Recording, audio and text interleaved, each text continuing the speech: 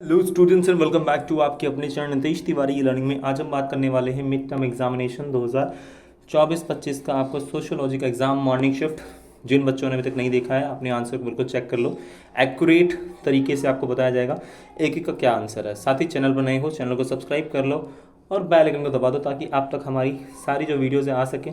आप खुद भी जाके देख सकते हैं, बहुत ज़्यादा ट्रेंडिंग में हमारी वीडियो चल रही है क्योंकि हम एक क्वालिटी कंटेंट बच्चों को दे पा रहे हैं। ठीक है, तो देखिए इसमें पहला जो आपका क्वेश्चन है कि अभिकथन कहता है कभी कभी लोग शहरी जीवन को कुछ सामाजिक कारणों से पसंद करते हैं। जी हाँ, बिल्कुल सही है। ठीक है, और शहरों में गुमनामी की ज़िंदगी जी जा सकती है, कारण बता रहा है। देखो, कारण ए आर दोनों सही है लेकिन व्याख्या इसकी नहीं कर पा रहा है।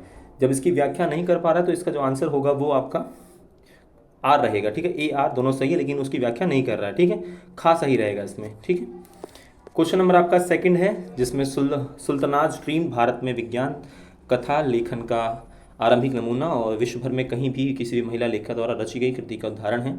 तो सुल्ताना ने अपने एक जादुई मुल्क के सफ़र में क्या बात विशेष कही है।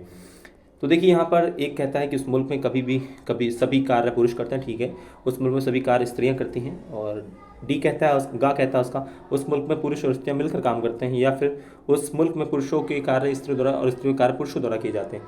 देखिए जिसका राइट आंसर रहेगा कि भैया जो आपका सिंपली आपका जिसका आंसर है वो ए है, उस मुल्क के सभी कार्य जो है पुरुष करा करते हैं, सभी कार्य का ऑप्शन। उसके बाद देखिए आपका इसमें रहेगा थर्ड क्वेश्चन।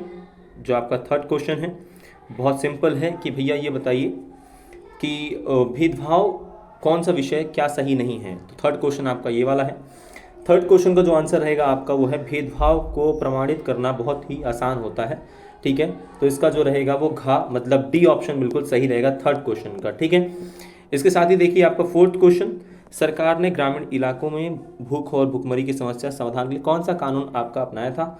क महात्मा गांधी राष्ट्रीय ग्रामीण रोजगार आपका गारंटी अधिनियम, या फिर राष्ट्रीय ग्रामीण रोजगार अधिनियम, राष्ट्रीय ग्रामीण गारंटी अधिनियम, या फिर महात्मा गांधी राष्ट्रीय रोजगार गारंटी अधिनियम। जो इसका राइट आंसर आपका रहेगा फोर्थ का। तो फोर्थ आपको जो क्वेश्चन है इसका राइट आंसर आपका ए रहेगा, राष्ट्रीय महात्मा गांधी ग्रामीण रोजगार गारंटी अधिनियम का ऑप्शन आपका बिल्कुल सही रहेगा।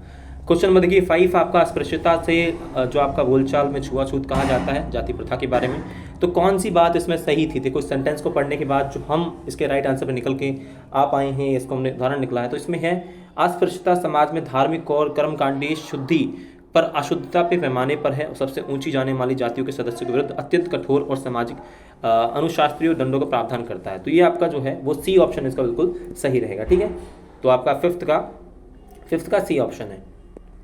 उसके बाद आप देखिए यहाँ पे 6 क्वेश्चन है कि किसके द्वारा महिलाओं के लिए पहला विद्यालय खोला गया। भाई बहुत इजी है यार, ज्योतिबा फूले जी को कैसे भूल सकते हो। तो यहाँ पे ज्योतिबा फूले जो महाराष्ट्र से बिलोंग करती थी उनका ही द्वारा महिलाओं के लिए पहली बार खोला गया, बिल्कुल सही आंसर है।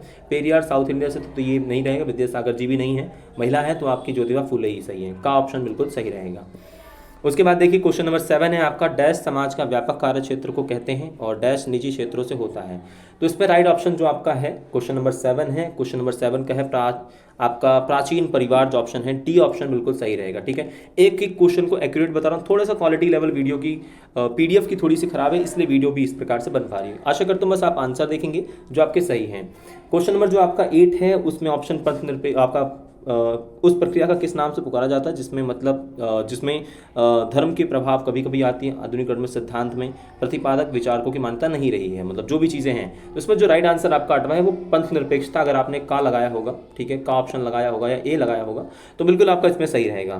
क्वेश्चन नंबर देखिए 9 आपका है। क्वेश्चन नंबर जो 9 है इसका भी देखिए, वनों का दोहन और सुव्यवस्थित रूप से ब्रिटिश के काल में प्रारंभ हो गया था, बिल्कुल सही बात है। और आप कह सकते हैं उसके अलावा अधिकांश जाति समुदायों पर वनों पर आश्रित थे। ये दोनों बिल्कुल सही हैं, दोनों सही हैं लेकिन व्याख्या नहीं कर रहा है इसकी। जो एक प्रकार से हम कह सकते हैं कि 9th वाला जो है व्याख्या ठीक है, व्याख्या कर रहा है इसका क्योंकि वो उसी सेंस में ही है, तो व्याख्या कर रहा है। इसका ए ऑप्शन बिल्कुल सही रहेगा, 9th का ए ऑप्शन बिल्कुल सही रहेगा।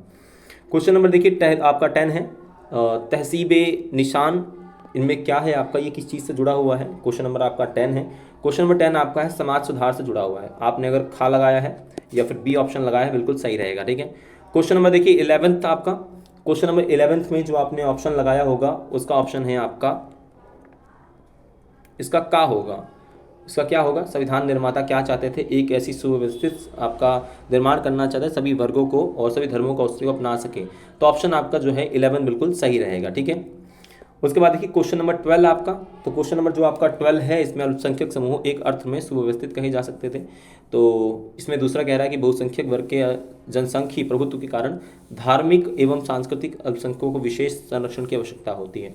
क्वेश्चन नंबर जो आपका 12 है उसका ऑप्शन जो है वो का सही रहेगा, मतलब कथन कारण की व्याख्या कर रहा है। तो ऑप्शन 12 का बिल्कुल सही रहेगा। 12 का जो है वो आपका का बिल्कुल सही रहेगा। ठीक है, ऑप्शन का। 13 आपका है, ये फिर से है, हमारे देश में संस्थापित संसदीय विधि एवं शिक्षा व्यवस्था ब्रिटिश रूप से अभियानों में आधारित है और सड़क के किनारे रेडियो आपके जो गाड़ियाँ लगाते हैं वो ब्रेड आपके ऑमलेट हो गया या कटलेट जैसी खाने की चीज़ें आमतौर पर मिलती हैं। ए और आर दोनों सही हैं, इस बात को देखिए, जो आपका क्वेश्चन नंबर है बिल्कुल सही है, ए आर दोनों सही हैं। क्वेश्चन नंबर 14 आपका है, जो जन्म से मिला हो मरने के बाद भी नष्ट ना हो, समूह, जाति, समुदाय और आपका सच। राइट आंसर आपका है जाति। क्वेश्चन नंबर देखिए 15 डैश संबंध यांत्रिक उत्पादन की वजह से है और शक्ति गौर मानवीय संसाधन जैसे कि विद्युत पर निर्भर होता है। तो इसका ऑप्शन 15 का जो रहेगा आपका है वो है डी, औद्योगिकरण। ठीक है, औद्योगिकरण आपका जो है वो विद्युत पर निर्भर रहता है। ये सारे आपके एमसीक्यू क्वेश्चंस हैं, बिल्कुल राइट एमसीक्यू क्वेश्चंस हैं, बिल्कुल एक्यूरेट तरीके से हैं। इसके साथ ही देखिए प्राकृतिक आपका वृद्धि दर क्या होता है। प्रकृति जो वृद्धि दर होता है वो जन्म दर और मृत्यु दर दोनों ही होता है। तो यहाँ पे देखिए जन्म दर मृत्यु दर के बीच में अंतर की बात यहाँ कर रहा है, लेकिन यहाँ पे ऑप्शन अगर आपका होता है जन्म मृत्यु दर दोनों ही आपका होता है तो हम अंतर ही कर लेते हैं। तो ऑप्शन नंबर जो एक मिल रहा है हमें वो इसका डी ऑप्शन बिल्कुल सही रहेगा।